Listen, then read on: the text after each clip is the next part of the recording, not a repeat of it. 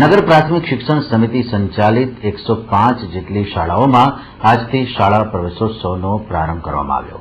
પ્રદેશ મહામંત્રીના હસ્તે છાણી ટીપી 13 સ્થિત દીનદયાળ ઉપાધ્યાય પ્રાથમિક શાળા ખાતે શાળા પ્રવેશોત્સવનો પ્રારંભ કરવામાં આવ્યો।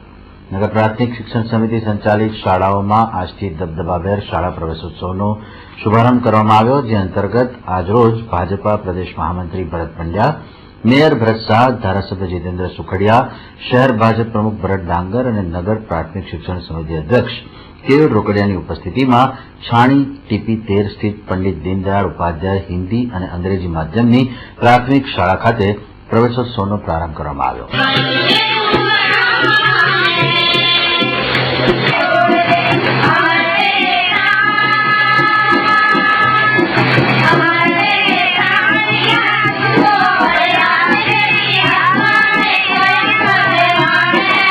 પ્રવેશોત્સવ દરમિયાન શાળાના પ્રવેશ લેનાર બાળકોને દફતરની કીટ અને બાલવાડીના બાળકોને રમકડાની કીટ અર્પણ કરવામાં આવી।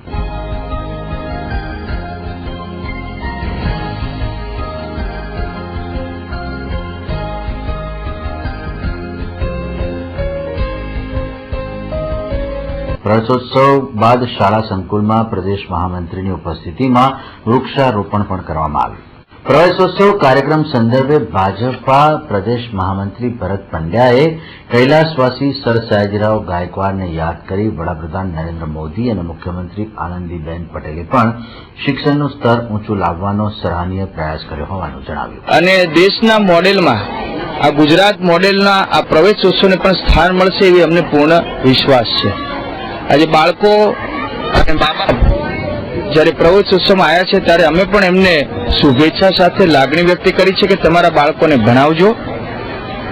21મી સદીમાં જવું હશે તો ભણતર અગત્યનું છે, ભણતર જરૂરી છે અને અમે કહીએ છીએ કે સંસ્કાર, જ્ઞાન અને સમજણ આ ત્રણેય વસ્તુ બાળકમાં હોવી જરૂરી છે અને જ્ઞાન યુગમાં જ્યારે જવાનું હોય ત્યારે બાળકોને તમે ભણાવશો એવી વિનંતી સાથે, એવી અપીલ સાથે સમગ્ર ગુજરાતની તમામ શાળાઓમાં અમે આજે ભારતીય જનતા પાર્ટીના આગેવાનો, સરકારના મંત્રી, ધારાસભ્યો જઈ રહ્યા છે।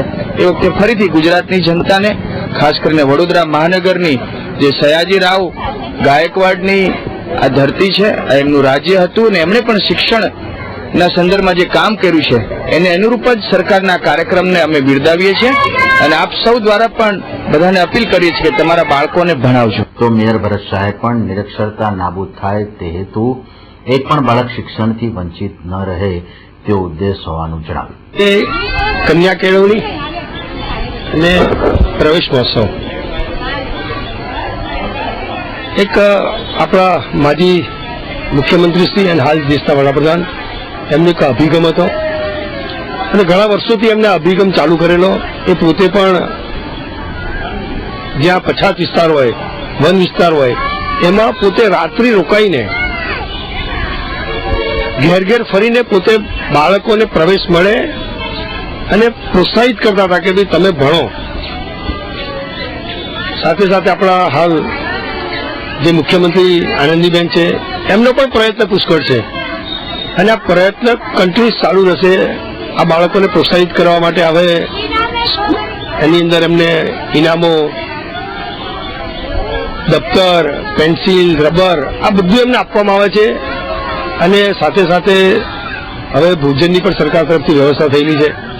એટલે પ્રવેશ એક એવી ભૂમિકામાં છે કે બાળકોને સ્કૂલમાં આવવાનું ગમે, બાલ મંદિરમાં આવવાનું ગમે, એટલે એ રીતનું આગળ સરકાર તરફથી અને વડોદરા કોર્પોરેશન તરફથી આયોજન થઈ રહ્યું છે।